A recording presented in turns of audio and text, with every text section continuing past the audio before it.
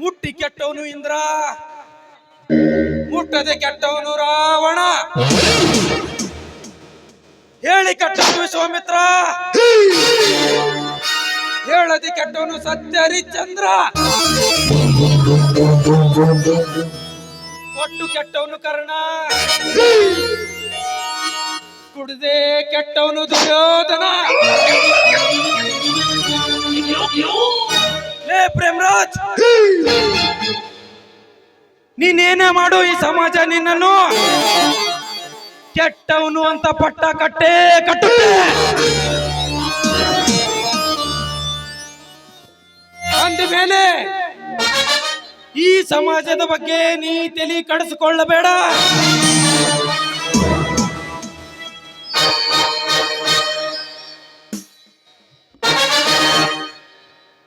ದುಡ್ಡು ದುಡ್ಡು ದುಡ್ಡು ದುಡ್ಡು ಇದ್ದವನೇ ದೊಡ್ಡಪ್ಪ.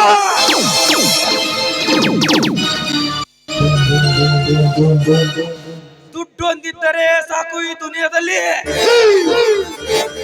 ಮನುಷ್ಯ ಏನ್ ಬೇಕಾದ್ರೂ ಮಾಡಬಹುದು. ದುಡ್ಡಿನಿಂದಲೇ ಕೊಲೆ, ದುಡ್ಡಿನಿಂದಲೇ ದರೋಡೆ. ಅಷ್ಟೇ ಯಾಕೆ, ದುಡ್ಡಿನಿಂದಲೇ ಶೀಲ ಹರಣ.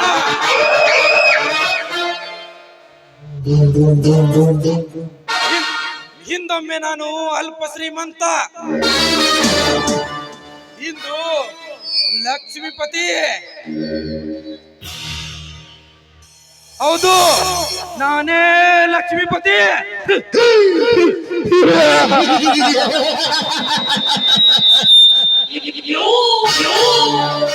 ಅಲ್ಲೇನ್ರಿ ಶಂಕರ್ ಭಟ್ರೆ?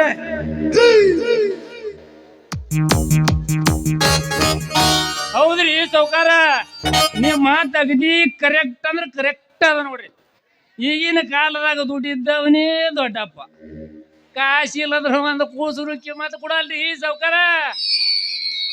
ಅಲ್ರಿ ಶಂಕರ್ ಭಟ್ರೆ, ರಾಮನನ್ ತಂದೆ ಒಯ್ದ 10 ವರ್ಷಗಳ ಹಿಂದ ಹಣ ಈಗ ಬಡ್ಡಿ ಸಮೇತ ವಸೂಲು ಮಾಡಿಕೊಂಡು ಬರಬೇಕು. ಇಲ್ಲದಿದ್ದರೆ ಅವನ ಇರುವ ಮನೆ ನನ್ನ ಹೋಗಬೇಕು. ಅವನ ಮನಿ ಖಾಲಿ ಮಾಡಬೇಕಾದ್ರೆ ಒಂಜರ ಲೆಕ್ಕ ತೆಗಿಬೇಕಾಗ್ತದ್ರಿ. ಒಂಜರ ಕಾಗದ ಒಂದು ಮಿನಿಟ್ದಾಗ ಹೇಳ್ತೀನಿ.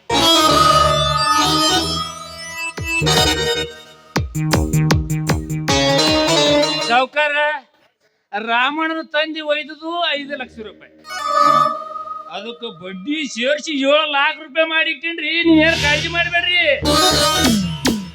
ಶಂಕರ್ ಭಟ್ರೆ. ಅದಕ್ಕೆ ಇನ್ನು ಸ್ವಲ್ಪ ಹಾಕಿ ಸುದ್ದು ಮಾಡಿಬಿಡಿ. ಗರೀಬ್ ದಿನ ಎಟ್ರಿ ತಿನ್ಬೇಕೈತಿ ತಮ್ಮ, ಅಲ್ಲ ಅದ್ರ ಏನು ಬುಡ್ಚೇಪ್ ಕಿತ್ತಿಬೇಕೈತಿ ಮೊದಲೇ ಬಡ್ತಾವಂದಾಗ. ಆಯ್ತ್ರಿ ಸೌಕಾರ, ಒಂದ್ 10 ಲಕ್ಷ ಮಾಡಿಬಿಡ ತೋರಿ. ಶಬ್ಬಾಸ್ ಗುಮಾಸ್ತರೇ, ಶಬ್ಬಾಸ್. ನಿಮ್ಮಂತವ್ರು ಇರುವಿಂದಲೇ ನಮ್ಮಂತವ್ರು ದಿನದಿಂದ ದಿನಕ್ಕೆ ಕೋಟ್ಯಾಧೀಶರಾಗುತ್ತಿದ್ದಾರೆ. ಎಂತಾದ್ರು ಮಾತಾಡ್ತೀರಿ ಸೌಕಾರ?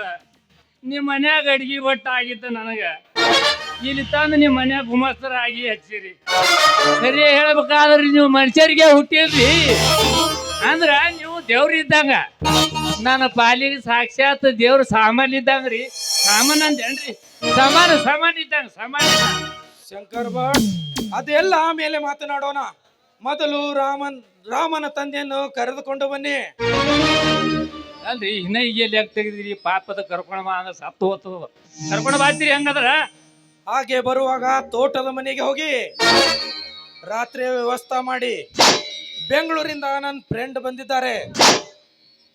ಅವ್ರು ಫ್ರೆಂಡ ಆ ಕಡೆ ಲಕ್ಷ ಕೊಡ್ಬೇಡ್ರಿ, ನಾವು ಗಿಚ್ಚಿ ಮಾಡಿ ಆಯ್ತು.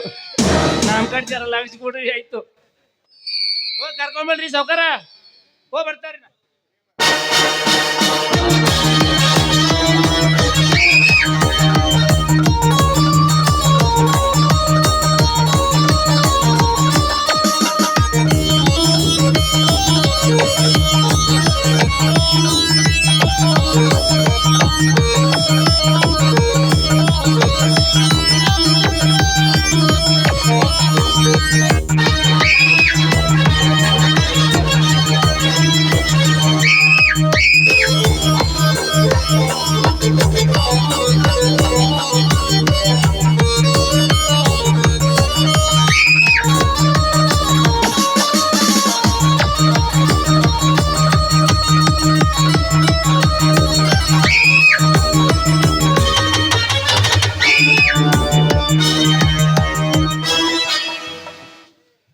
ಸುತ್ತು 20 ಹಳ್ಳಿಗೆ ಒಡೆಯ ನಾನು ಬೀಸಿದ ಬಲಿಗೆ ಈ ಜನರೆಲ್ಲ ಮಳ್ಳ ಕುರಿಯಂತೆ ಮಳ್ಳಾಗಿ ಹೋದರು. ಈ ಜನರೆಲ್ಲರಿಗೂ ದುಃಖದಲ್ಲಿ ತಳ್ಳಿದಾಗಲೇ ನನಗೆ ನೆಮ್ಮದಿ.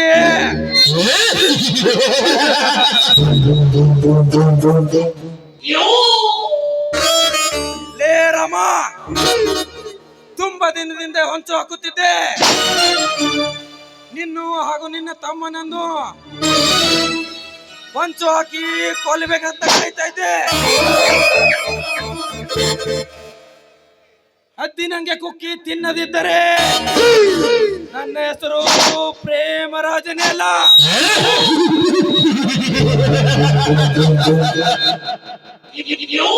ಹೇ ರಾಮ, ವಯಸ್ಸಿಗೆ ಬಂದ ನಿನ್ನ ತಂಗಿಯ ಮಕರಂದವನ್ನು ಸವಿದೆ ಬಿಡೋನಲ್ಲ ಈ ಪ್ರೇಮರಾಜ್.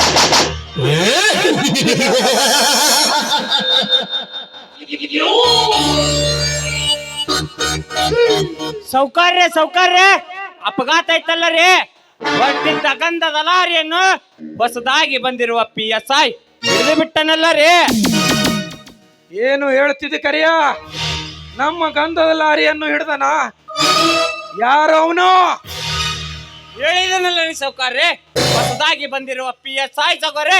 ನಾನು ನಿಮ್ಮ ಬಗ್ಗೆ ಎಷ್ಟು ಹೇಳಿದರು ಅವನು ಕೇಳಲಿಲ್ಲ. ಅವನು ರಾವಣ ಅಥವಾ ದುರ್ಯೋಧನ ಇಲ್ಲ, ಈ ನಾಡಿನ ಪಾಳೆಗಾರನೆಂದು ಚುಚ್ಚಿ ಮಾತಾಡುತ್ತಿದ್ದಾರೆ. ಹಾಗೆ ಬಗಳಿತಾ ಪೊಲೀಸ್ ನಾಯಿ. ಆ ನಾಯಿಗೆ ಒಂದು ತುತ್ತು ರೊಟ್ಟಿ ಹಾಕಿದರೆ ಸಾಕು, ಬಾಲ ಅಳ್ಳಾಡಿಸುತ್ತಾ ತಾನೇ ಬರುತ್ತೆ. ಕರಿಯ, ಕಾರ್ ರೆಡಿ ಮಾಡಲು ಹೇಳು, ನಾನೇ ಬರುತ್ತೇನೆ. ನಿಮಗೆ ಬೇಡರಿ ಸೌಕರ್ಯ. ಅದಕ್ಕೆ ಶಿವರಾಜ್ ಅನ್ನುವ ಚಾಣಕ್ತನದಿಂದ ಆಸಮವಾಗಿ ಸುಸ್ಕಿತವಾಗಿ ಆ ಕೆಲಸಕ್ಕೆ ನಾನು ಈಗಲೇ ಅವನನ್ನು ಕಳಿಸಿ ಬಂದಿದ್ದೇನೆ. ಕರಿಯ, ಈಗ ನಾನು ಅವನ ಸಾಲವನ್ನು ದಿನದಿಂದ ದಿನಕ್ಕೆ ಹೆಚ್ಚು ಮಾಡಿ ಅದರಿಂದಲೇ ಅವನ ಸಂಸಾರವನ್ನು ನಾಶ ಮಾಡುವೆ. ಕರಿಯ, ಗಂಧದ ಲಾರಿಯನ್ನು ತೋಟದಲ್ಲಿ ಬಿಟ್ಟು ಬೇಗನೆ ಬಾ. ಅಂದರೆ ನಮಗಾಗ್ಲಾರಂದರೆ ರಾಮನ ತಮ್ಮ ಲಕ್ಷ್ಮಣನೇ ಇರ್ಬೇಕ್ರಿ ಸೌಕರ್ಯ. ನೀವು ಮಾಡುವ ಎಲ್ಲಾ ಗಣ ಕಾರ್ಯಗಳದಲ್ಲಿ ಅವರ ಇಬ್ಬರು ಅರ್ಚನೆ ಆಗುತ್ತಿದ್ದಾರೆ. ಹ್ಞೂ ಅನ್ರಿ, ಈಗಲೇ ಆ ಮಕ್ಕಳಿಗೆ ಯಮನ ಪಾದದಲ್ಲಿ ಸೇರಿಸಿ ಬಿಡಬೇನು.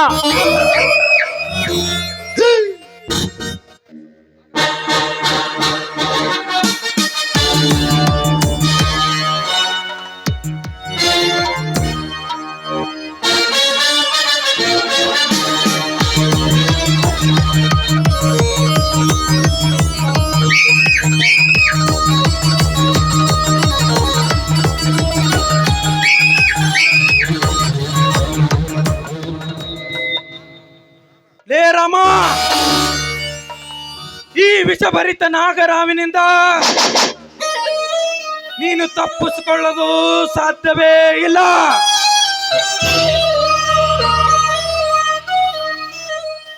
ನನ್ನ ಘನತೆ ಗೌರವಕ್ಕೆ ಅಡ್ಡ ಆದವನೇ ಅವನೇ ಆಗಿರ್ಲಿ, ಅವರನ್ನು ಮುಗಿಸಿದೆ ಬಿಡುವನಲ್ಲ ಈ ಪ್ರೇಮ.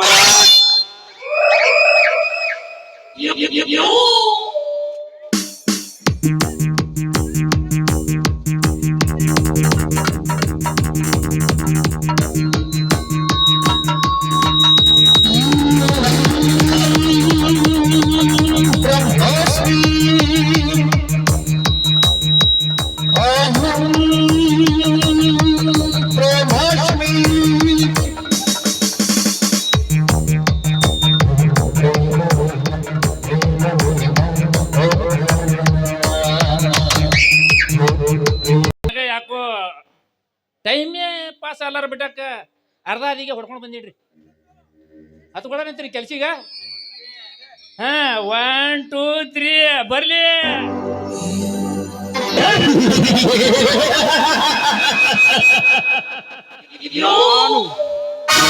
ಚತುರ್ದಶಕ ವನ ಭಯಂಕರನಾದ ಲಂಕೇಶ್ವರ ದಶಕಂಠ ರಾವಣ. ನಾನು ಸರ್ವತ್ರ ಸರ್ವ ಸ್ವತಂತ್ರನಾದ ಪ್ರಬುದ್ಧ ರಾವಣ.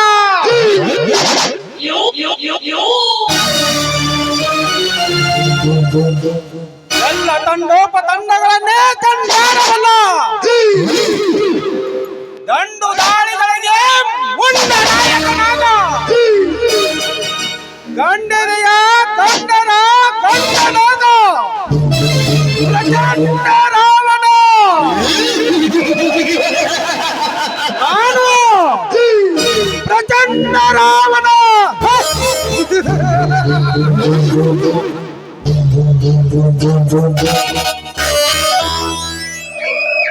ಈ ಊರಿನ ಬಡ ಜನತೆಯ ಆಸ್ತಿಯನ್ನು ಎತ್ತಿ ಹಾಕಿ ರಾಜಕಾರಣಿಗಳನ್ನು ತನ್ನ ಕೈಗೊಂಬೆಯಂತೆ ಕುಣಿಸಿ ನನ್ನ ಆಸ್ತಿಯನ್ನು ಎತ್ತಿ ಹಾಕಿ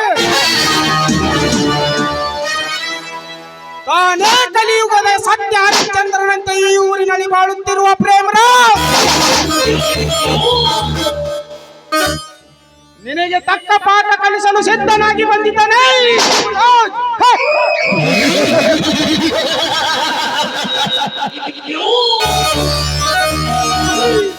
ನಾನು ಈ ಸಮಾಜದಲ್ಲಿ ಒಳ್ಳೆಯನಾಗಿ ಬಾಳಬೇಕಾದರೆ ನೀನು ನನ್ನ ಮನೆತನಕ್ಕೆ ಮಾಡಿದ ಮೋಸ ಸದಾ ಹಚ್ಚಹಸಿರಾಗಿದೆ. ಅದರ ಸೇಡಿನ ಪ್ರತಿಫಲಕ್ಕಾಗಿ ಇಂದು ನಾನು ನಿನ್ನ ನಂಬಿಕೆ ಆಪ್ತ ಸ್ನೇಹಿತನಾಗಿ ನಿನ್ನ ಮನೆ ಸೇರಿ ನೀನು ಮಾಡುವ ಈ ನಾಟಕಕ್ಕೆ ನಾಂದಿ ಹಾಡಿ ನಿನ್ನನ್ನು ಬುಗುರಿಯಂತೆ ಆಟ ಆಡಿಸಿ ನಿನ್ನನ್ನು ಹತ್ತು ಅಳಿಸಿ ನಿನ್ನ ಅಪಾರ ಆಸ್ತಿಯನ್ನು ಎತ್ತಿ ಹಾಕಿ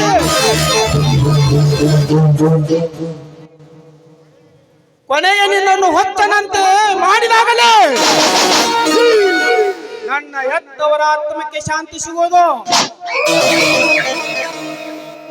ನಾ ಗುರಿ ಇಟ್ಟ ಬೇಟೆ